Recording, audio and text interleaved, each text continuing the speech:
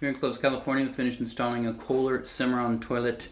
This is straight out of Home Depot. First one we purchased had some scuff marks all across the top, so we took it back, got you a new one. I know you gave us a thumbs up, said it's okay, but we wouldn't set it at our house, so we didn't set it at yours.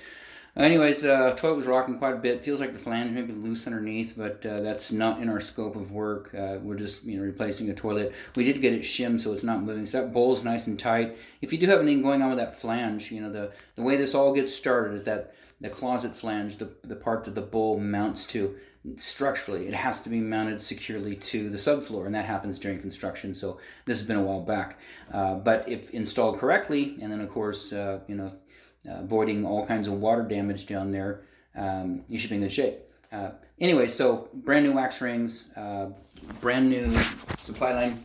The old one probably would work fine. We usually like to replace them just because it's a point of connection where water, could drip whatever when we get done. So that's a Fluid Master or a Brasscraft 3/8 by 7/8 by 20 inch braided stainless steel supply line.